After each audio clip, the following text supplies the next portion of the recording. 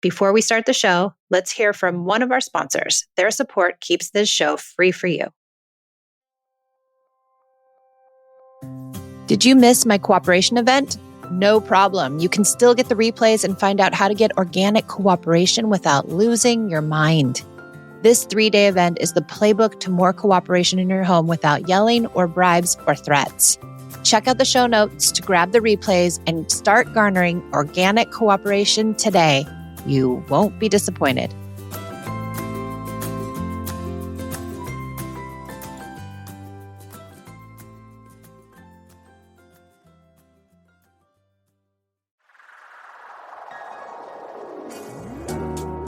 Hi, I'm Michelle, a mother of 2 teens. 13 years ago, I traded in punishments and rewards for connection.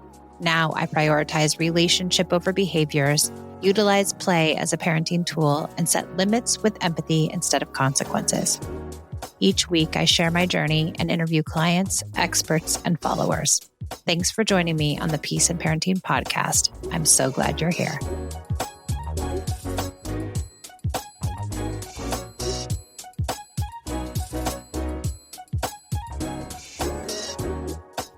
Welcome to the Peace and Parenting podcast. I'm Michelle, and I have guest Kelli, who has a really good question. Kelli, can you introduce yourself to us? Yeah, my name is Kelli. I'm from Utah, and I have 2 teenage boys, a 13-year-old and a 15-year-old. Ooh, you're just one step behind me. I've got a 16-year-old and 18-year-old. But I got girls, which is a whole different ball of wax. For sure. So tell us your question. Okay, my question is, my normal parenting style is to give my kids a lot of freedom and then let them deal with natural consequences of choices. But my oldest recently got a series of 4 concussions in 5 weeks and has been advised to take it very easy, which is not his style. And I'm stuck wondering if I let him, resume activity or if I kind of force him to slow down, knowing that long-term that will be better for his health and well-being. And I have yet to decide. Well, maybe there's a different option, right? Do those have to be our 2 options? Does it have to be total natural consequence, or does it have to be total limitation? No, I thought of a middle ground options. Yeah. And I'm wondering, when you say you use natural consequences, do you also use regular consequences? That is a great question. Not really, honestly. Okay. A lot of choice up to my kiddos. So I'll sit down with them and say, hey, looks like you're not going to pass your classes. Do you want to pass your classes? Do you want to graduate high school? And if he's like, yeah, I'm like, all right, so then what are we going to do about it? So I try to help him and give him tools. But if the answer is, I don't care if I pass high school, then I think we would walk down that road and see what that looked like for him rather than being like, no, you're grounded. You have to get your grades up. Yeah. Does it ever borderline lecture? I don't think so. More conversation. Right. Because I want them to have the choice in the decisions that they're making and feel like if they are passing high school, it's because they want to, or if they are doing something, it's because that's a choice that they've made with information that I've helped provide them. But do they generally make good choices around their lives? Yes. And my oldest is willing to take on a lot of risk. So he sustains a lot of physical injury because of the sports that he plays. Mm-hmm. So we continually joke that we should have a punch card to the Instacare. Because between all of his intense sports, he's always breaking something or needing stitches in something. And so I let him, I tell him, you're welcome to take that risk on for your body. Mm-hmm. And I encourage him to be careful and to be mindful and know that this body is... There's only one. There's only one body. Does he wear protective gear when he does these things? Yeah. Okay, good. He wears helmets and he's good about doing that. He is, yeah. Okay, good. When he mountain bikes, plays ice hockey, snowboards, and he wears helmets and all the gear for all of those things. Okay, and he's still getting concussions. Yeah. Yeah, he's going all out. Are these concussions severe concussions? Are they mild? What's the doctor say? This most recent string of them, this is new for him. So he's never gotten a concussion up until 5 weeks ago. And then he just happened to get 4 of them. And that is common once you have a concussion.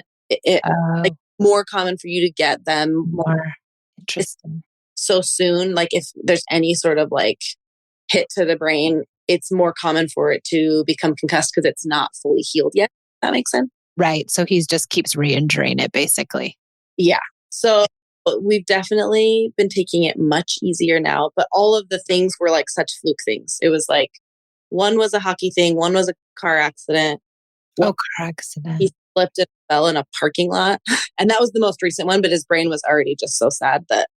Oh, so they weren't all extreme sports. He wasn't like extreme sporting every single one of these concussions. No, two of them were hockey, then car accident and parking lot. Okay. And so what have you had the discussion with him and asked him, like, are you worried about your concussions at all? Yeah, and he is not. He is not. Because he has the perspective of a 15-year-old, right? You feel like you're invincible. And right. It's like, I remember being a teenager and I was a dancer and my mom would be like, oh, be careful. You're going to regret that. You know, your knees are going to wish you didn't do that someday. And I remember being like, meh. And so I remember having that perspective. I remember feeling like it wasn't a big deal. And I can see that in him, like where he just doesn't feel like it's a big deal. It's a big deal. So has he like settled down some since these big concussions? Yeah. So since this recent one, it's been hard, but we've been forcing him to just like really slow down. He hasn't attended school. He's been just laying. Yeah. Like it's been like a don't even run, don't jump. Like he's really toned it down because he also knows, I mean, he's in a lot of pain. He's still recovering. But we just went to a concussion specialist who let him know that he advises him to be done with hockey for the season and to not snowboard this season. And my son was just crushed and was like, no. That like, as soon as I'm feeling better, I'm going back to everything. And I just don't feel like that's the best option, you know? And so I'm just stuck trying to decide what feels like the better angle to approach it, knowing that like, it's not worth the long-term effects of. No, agreed. And I think, you have time right now because he's healing still and he's still feeling bad. And so I wonder if you allow him to have this healing process and not to worry too much about whether he's going back or whether he's not going back, and to maybe not make that part of the discussion as of right now, because how many more weeks do you think he has in his healing process? So that's the trick, is the resort open this weekend and he wants to go with his friends. We said, we're not doing that. We're not going this weekend. Let's do the first 2 weeks of rehab, because he has to go to this concussion rehab twice a week. They said, let's do 2 weeks of rehab and then let's see where we're at. We'll reevaluate every rehab. Till that point, that way we're taking it in like more bite-sized. Well, I think that's it. Because if you say you're out the whole season hockey, you're out the whole season snowboarding, of course he's going to say no to that. Right. But can you baby step yourself through this recovery process and really allow him to have his feelings around it? Is when he's getting really upset about like, I'm never going to play hockey, or you guys can't do this to me, or he's really upset about it. What's your response to him? He's a very even kill kind of kid. So he's not even like super upset. He just says, oh no, that's not happening. Like I'm snowboarding this season. And it's just like, he just says a statement back. Yeah. Effect. Mm-hmm. He never gets to his feelings around it. Like he's upset, or he's upset that he's not playing hockey right now. So far, no, but I think it's because it's not real to him yet that like, he probably isn't going to play, Yeah. I think the baby stepping is my strategy right now, of like, because he did agree to the 2 weeks. I'm like, okay, great. And then let's reevaluate. Let's see what the doctor's saying at that point. Let's see what your brain looks like at that point.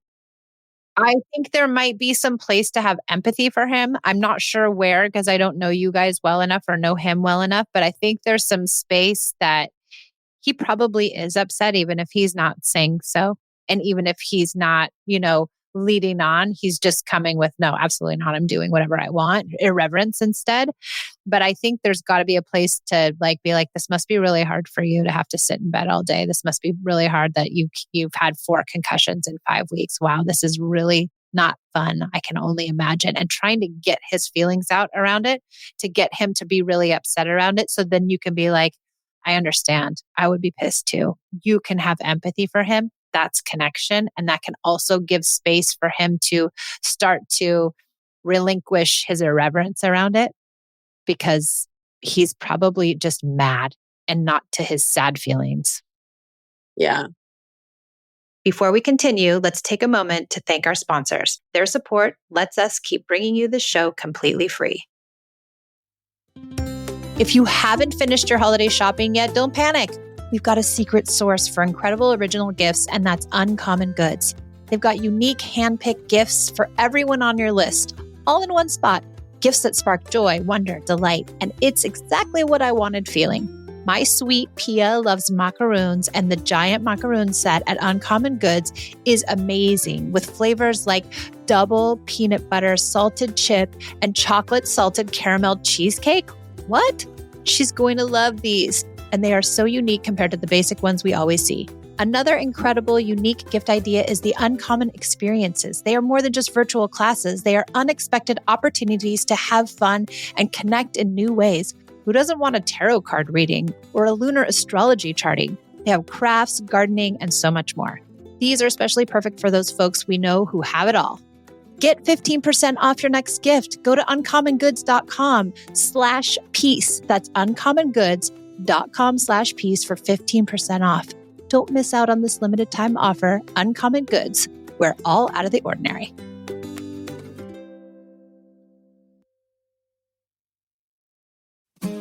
For Black Friday, I'm giving away a copy of my book plus 25% off all Peace and Parenting products. If you click the link in the show notes, we will send you a PDF copy of my book plus 25% off for all of Peace and Parenting products. This is the biggest sale we have all year. It's the only sale that we have all year. So if you've been looking at the Connected Parent Mastermind, or you want to grab those events, or you're really looking for that course bundle, now's the time to get it. Click the link in the show notes and we'll send you that offer. Thanks for supporting our sponsors. Now back to the show. That first week, he wasn't supposed to be on screens at all. And he was just like bored and mad, you know? And so I did try to like approach it that way of just like giving him a hug and being like, dude, this is the worst. And I'm sorry. Like, I know it's boring. And I'm just sorry that you bunked your head so many freaking times. Like, yeah, this is just a fluke, awful thing that it sucks that this is happening to you. It's kind of devastating for a kid like him. It really is. I have another client whose kid was a really big baseball player, and he got some like tennis elbow, I guess is what it's called, or something. And he was out the whole season. It was senior year, and he was the pitcher. And it was like, he was like, no, I'm fine. I'm just going to do art. But once we really got in there, and once we really like gave him space to have his feelings, there were feelings in there that needed to come out. And I think, I don't know what angle it is. I don't know how you can get there. You know him best, but trying to get to his feelings is maybe going to help him because he's offline right now. His prefrontal is offline because he's not thinking well, right? I'm going back to everything. Like, of course I am, like, because he's offline, because he probably is emotional inside, but isn't showing it. If we can get him back online through the crying or through the upset and get him more connected, he's going to make better decisions for himself. I really like that. I like that because a little more context. He separated his shoulder summer, going off a mountain bike jump. And so then his entire mountain bike season was shot. He wasn't able to perform. I mean, he still tried to race, but literally did it one-handed. Mm-hmm. So his whole mountain bike season was shot because of an injury. And he was so excited. Like when it ended, he was so excited to pour himself into hockey. Mm-hmm. And so I think you're right. I think there's feelings that are probably there that it's like, what the, like this is and like, I already just did this thing and I was so ready to be over it. Yeah. And I think when we can get him to the feelings, he'll realize he's pushing himself too hard. But he has to get there on his own. You guys can limit him all you want. And you probably should, but I would be real careful about how you limit it and trying to get buy-in and trying to do it a little at a time, because you don't want him to completely rebel, because if he does, he'll sneak up to that mountain and do whatever the hell he wants, and he'll jump off some crazy cornice and he'll totally go AWOL. Been my worry is like, if I push too hard, then I feel like he's going to push even harder. 100. Yep. And so I think, yeah, you don't want that. You don't want the rebellious kid, because then he has a reason to, right? I'm pissed at them. Like they tried to, control me. And they really aren't thinking and really make bad decisions. So what we really want is to get his brain online, get him thinking better. But I think we can do that through getting to the feelings. And I bet this is a culmination of that separated shoulder and these concussions and the 2 of his seasons gone. That's huge for a kid like that. That's his whole life. And now you're going to try to take away snowboarding from him. He will lose it. Yeah. And he has every right to lose it. And he has every right to be really upset. That is a huge, huge bummer. It really is. Yeah. He's really going through it. And he's stoic around it, which concerns me. Like he's got to have his feelings. Mm-hmm. But getting to them might be real hard because he's older.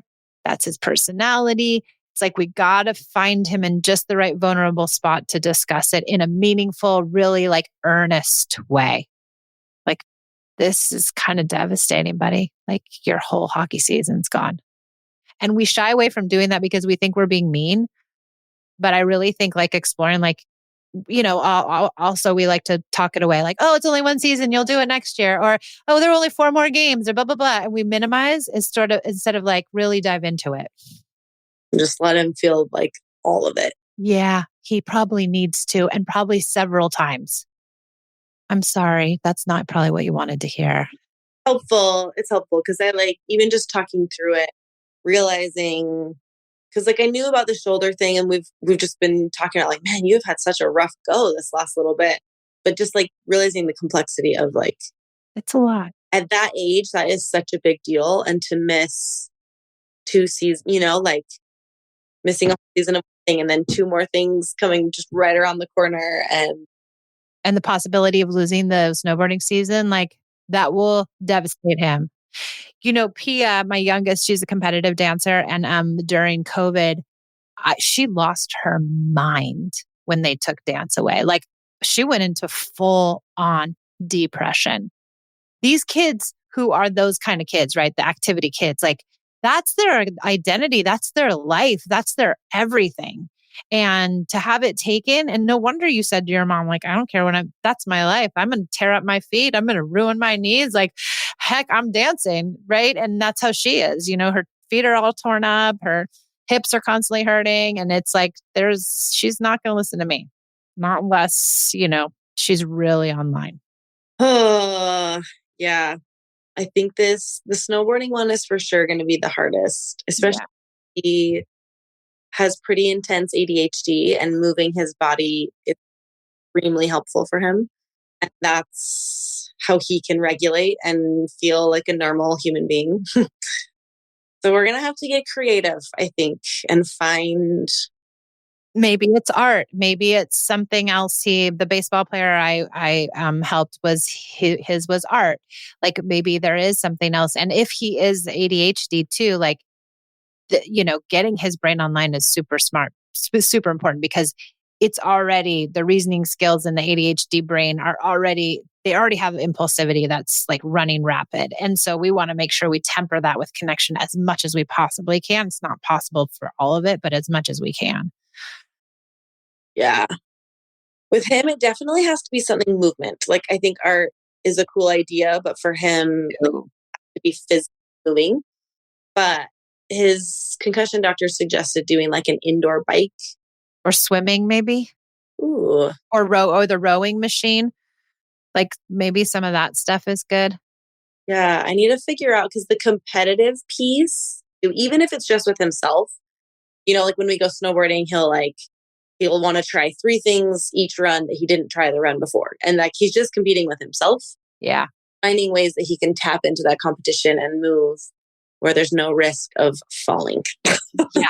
No risk of falling is exactly right. Just for a while. I mean, if you could keep him sedentary for a couple of months, I think you'd be doing good. And if he does it too, and really heals, then he has a chance of having the snowboarding season. Yeah, we'll see. Yeah.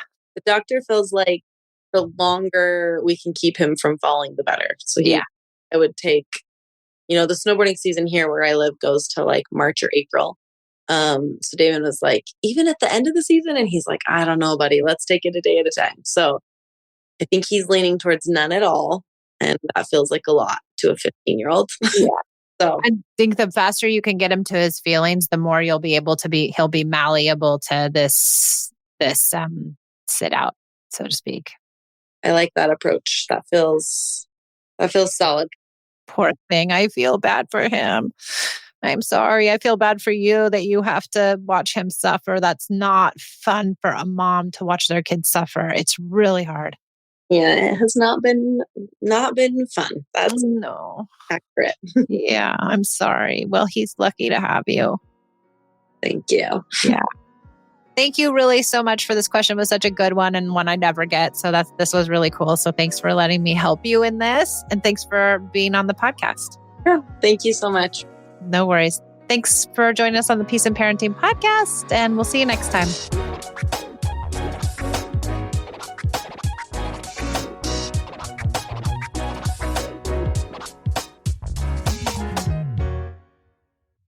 How do you feel when you switch to Geico and save on your car insurance? It's like going to work on one Thursday morning and thinking to yourself, just one more day until Friday. But then somebody in the elevator says, Happy Friday! Then you check your phone quickly and discover today is actually Friday. So yes, Happy Friday, random stranger in the elevator. Happy Friday indeed. Yep, switching and saving with Geico feels just like that. Get more with Geico.